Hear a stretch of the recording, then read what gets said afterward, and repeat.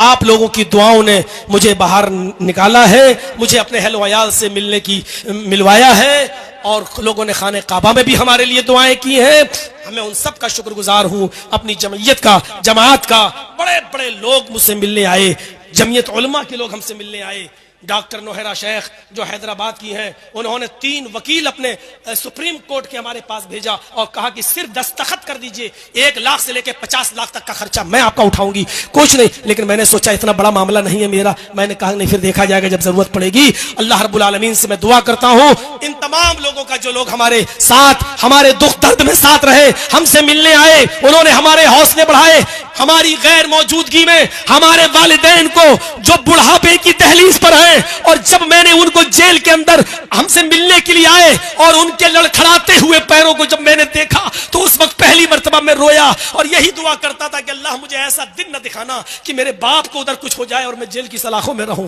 مجھے سب سے زیادہ ٹینشن میرے والد محترم کی تھی، جو 75 سال کی عمر میں لڑکھڑاتے ہوئے پیر سے 2 لوگوں کے سہارے کے ذریعے آئے۔ میری زبان سے اس وقت تھوڑی دیر کے لیے بد دعا نکلی اس دشمن کے لیے، اس دشمن کے لیے جس کو آپ کی سرزمین نے بھی ہیرو بنایا ہے، جس کو اپنی گاڑیوں پہ بٹھا بٹھا کر جس سے جلسے کروائے گئے ہیں، میں نام نہیں لوں گا، آپ کی سرزمین پر بھی اس کو ہیرو بنانے کی کوشش کی ہے۔ وہی جمعیت کا غدار ہے، وہی جماعت کا دشمن ہے، اور وہی جماعت اہل حدیث کا سب سے بڑا دشمن ہے، جو آج میرے بھائیوں اپنی زمین اور اپنی جائیدادیں بیچنے تک میں مجبور ہو گیا ہے۔ لیکن اس نے ہی میڈیا کو بہکا کر اور میڈیا کو اچھال کر میری کٹنگ دے دے کر اور میری ویڈیوز دے دے کر اس نے اچھلوایا اور مجھے اس دہلیز تک پہنچایا۔ پہلی مرتبہ میری زبان سے اس کے لیے بد دعائیہ جملہ نکلا تھا۔ میرے بھائیوں، یہ جائز تھا یا ناجائز یہ میں تنہائی میں سوچوں گا، لیکن میرے بھائیوں، ہم نے اپنے بوڑھے ماں باپ کے ان قدموں کو لڑکھڑاتے ہوئے دیکھا تو بڑے سے بڑا گردہ والا آدمی بھی میرے بھائیوں انسان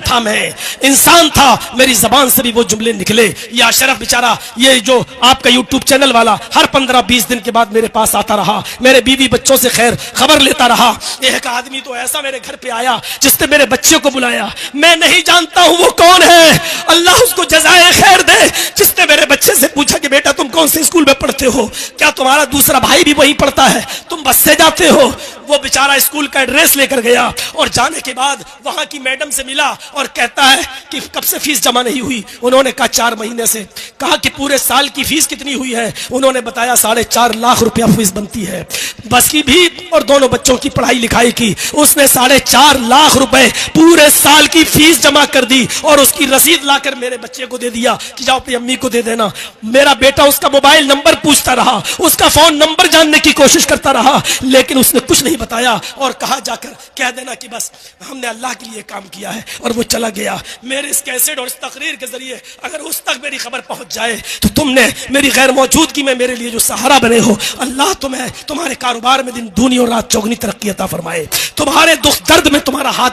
تمہارا ساتھ دے، اور تم اگر اپنا نام نہیں بتانا چاہتے تو مت بتاؤ، اللہ رب العالمین اس کا تمہیں بہترین بدلہ دے گا۔ ہماری بیوی لکھنؤ میں اپنے بچوں کے ساتھ اکیلے، لیکن میرے بچے کو نمک تک نہیں خریدنا پڑا، میرے بیٹے کو نمک تک نہیں خریدنا پڑا، وہاں کی جمعیت و جماعت نے پورا ساتھ دیا۔ اللہ یہ سب تیری طرف سے ہوا ہے، میں تیرا شکر گزار ہوں، تیرا شکر ادا کرتا ہوں۔ میں ان تمام لوگوں کا جنہوں نے دعائیں کی، اور ان لوگوں کا بھی جو ہم سے ملنے کے لیے آئے، میں نے کہا تھا کہ میرا گلا بیٹھ جائے گا، اب ساتھ نہیں دے پاؤں گا، کل انشاءاللہ تفصیلی بحث ہوگی، تفصیلی گفتگو ہوگی۔ میں پھر آپ سے کہتا ہوں کہ چینل والوں، میں نے تمہیں بہت سمجھایا، لیکن تم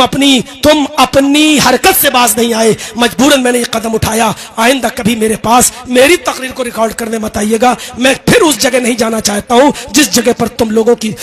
تھمبل نے اور تم لوگوں کے کٹنگ نے اور تم لوگوں کے نشانیوں نے ہمیں پہنچایا تھا۔ میں معذرت کے ساتھ کہتا ہوں کہ جو لوگ بھی مجھ سے پروگرام اپنے ہاں کرائیں گے وہ چینل والوں کو روکیں گے، ورنہ میں ان کو پروگرام نہیں دے پاؤں گا۔ بڑی معذرت کے ساتھ اللہ سے میں دعا کرتا ہوں کہ بار الہ ہماری خطاؤں کو معاف فرما دے، ایمان ہمارے اندر پیدا فرما دے، اور جو سربلندی اور عزت کا تو نے وعدہ کیا تھا بار الہ وہ تو ہمیں عطا فرما، اور جب تک تو ہمیں زندہ رکھ، اسلام پہ زندہ رکھنا، جب خاتمہ ہو تو ایمان پر ہمارا خاتمہ فرمانا۔ وما علینا الا البلاغ المبین، وآخر دعوانا الحمد للہ رب العالمین۔